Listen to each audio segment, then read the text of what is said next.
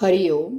पातंजल योगसूत्रे, योगदासांचे प्रवचन, सूत्र क्रमांक 41.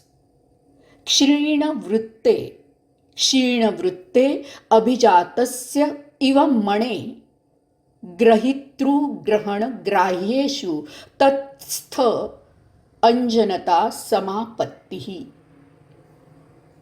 सर्व वृत्ती क्षीण होऊन अभिजात मण्याप्रमाणे पूर्ण शुद्ध झालेल्या चित्ताची ग्रहिता म्हणजे पुरुष तो द्रष्टा, ग्रहण म्हणजे दृश्य किंवा ज्ञानेंद्रिय, ग्राह्य म्हणजे दर्शन किंवा विषय, यामध्ये तदाकारी किंवा तन्मयता म्हणजेच समापत्ती किंवा समाधी होय. सूक्ष्म आणि शुद्ध चित्ताला सर्व काही वशीकार झाल्यामुळे त्याची वृत्ती क्षीण, दुर्बल, निष्प्रभ होऊन त्या लय म्हणजे नष्ट पावतात. चित्त अंतस्थ आत्म्यात तदाकार झाल्यामुळे बाहेर वृत्तीचं कितीही वादळ उद्भवलं तरी आतील आत्ममिलनोत्सुक चित्तावर त्याचा काहीही परिणाम होत नाही. शेवटी त्या चित्तवृत्ती बाहेरच्या बाहेर कालांतराने विरून नष्ट पावतात. शुद्ध चित्त अभिजात मण्याप्रमाणे शुद्ध असतं.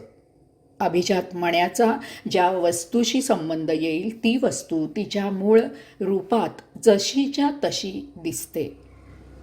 एखादी गोष्ट सुंदर किंवा कुरूप वाटणं ही मानसिक विकृती आहे. कोणतीही गोष्ट ही जशी आहे तशीच असते.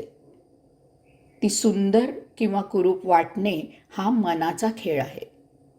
सोनं किंवा लोखंड किंवा माती या सर्व वस्तू त्या त्या स्वरूपात स्थित असतात, परंतु त्यांच्या किमती मन ठरवत असतं. कोणतीही गोष्ट अतिप्रमाणात उपलब्ध झाली की त्याची अतिपरिचयात अवज्ञा म्हणून किंमत राहत नाही. हे पूर्णपणे व्यावहारिक आहे, भौतिक आहे. अध्यात्माचा याच्याशी काहीही संबंध नाही.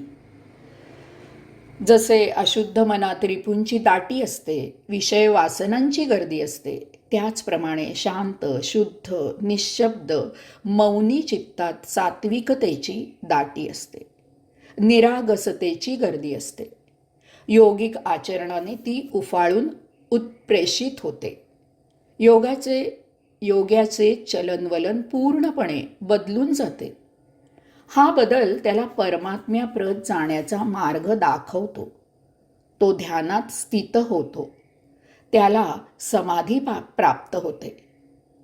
वृत्ती नष्ट झालेले अभिजात मण्याप्रमाणे शुद्ध झालेल्या चित्तामुळे गृहीतृ म्हणजे ज्ञान घेणारा साधक, ग्रहण म्हणजे ज्ञान घेण्याचे साधन ध्यान, ग्राह्य म्हणजे ज्याचं ज्ञान मिळवायचं तो परमात्मा, यांचा त्रिवेणी संगम गोफ चित्तात तयार होतो. यालाच समापत्ती म्हणजे समाधी म्हणतात. चित्त विषयाशी तदाकार होते. त्याच्या वृत्ती विषय जसा आहे तसा जाणून घ्यायच्या विषयाशी तदाकार होतात. येथे अहंभाव लोपतो, भान हरपतं, म्हणजेच समाधी लागते.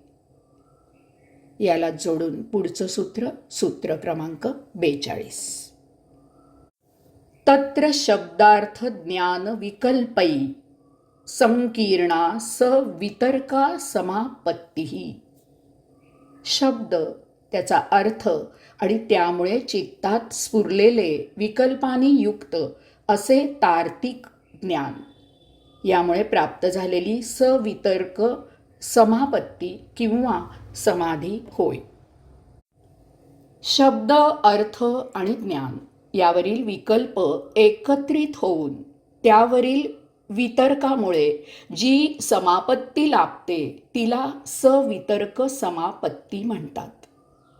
एखाद्या गोष्टीला ओळखण्यासाठी वापरला जाणारा शब्द, त्यामुळे आकलन होणारा अर्थ आणि त्या अर्थामधून मिळणारे ज्ञान यावर कल्पना करून त्या कल्पनांच्या एकत्रित परिणामावर तर्क केल्यामुळे जी समापत्ती लाभते ती सवितर्क पत्ती होय.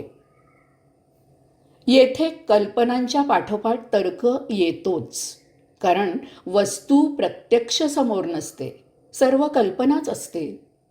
समजा आपल्या तोंडाला सर्दी किंवा अन्य कारणाने चव नाही. पत्नी म्हणते आल्याची वडी खा, चव येईल. आल्याची वडी घरात नसताना नसताना ती खाण्याच्या नुसत्या कल्पनेने त्याच्या चवीचा अर्थ आकलन झाल्यामुळे आल्याच्या औषधी, साखरेच्या गोड आणि तुपाच्या दाहशमनाच्या ज्ञानाने तोंडाला पाणी सुटते. वडी प्रत्यक्ष खाल्ल्यावर एकतर खरंच चव येते किंवा तोंडाची आग होते. मग आपण नुसतीच स्वतःवर आग पाखड करतो. सवितर्क समापत्ती तर्कावर, अंदाजावर आधारित असल्यामुळे चुकीचं ज्ञान मिळू शकतं. त्यावर आधारित कृतीमुळे हातून प्रमाद घडू शकतो. राजा दशरथ मोठा धनुर्धारी होता. तो केवळ शब्दवेधाने बाण सोडून सावजाचा वेध घेत असे.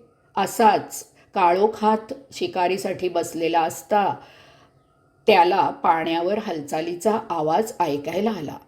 त्या आवाजाचा अर्थ पाणवठ्यावर सावज आलं असा होता. त्याच्याजवळ काळोखात आवाजाचा वेध घेण्याचं ज्ञान होतं. त्याने तो आवाज, त्यामुळे प्राप्त झालेलं ज्ञान यावरून प्राणाच्या शिकारीची कल्पना केली. या तर्कावर आधारित कृती केली. प्रत्यक्षात श्रावणबाळ मारला गेला. सवितर्क समापत्ती साधकाला चुकीच्या मार्गाने नेऊ शकते. साधक भरकटतो. यामधून तो वेळी सावध झाला नाही तर त्याच्या हातून प्रमाद घडू शकतो. तो मुक्कामावर तर पोचत नाहीच, पण त्याला अर्ध्या वाटेवरच मुक्कामावर पोचल्याचा भास होतो. त्याला साक्षात्कार झाल्यासारखं वाटतं. तो साधना सोडून देतो. स्वतःला साक्षात्कारी समजतो. सवितर्क समापत्ती धोकादायक असली तरी अपरिहार्य आहे, कारण ती समाधीच्या योग्य मार्गाचं लक्षण आहे. ती टाळणं शक्य नाही. साधक योग्य मार्गाने जात असतो, परंतु त्याला पूर्ण आकलन झालेलं नसतं. त्याला योग्य मार्गदर्शनाची आवश्यकता असते. साधकाने या अवस्थेत प्रमाद न घडण्यासाठी योग्य गुरूकडून मार्गदर्शन घ्यावे आणि पुढील मार्ग आक्रमावा. हरिओम.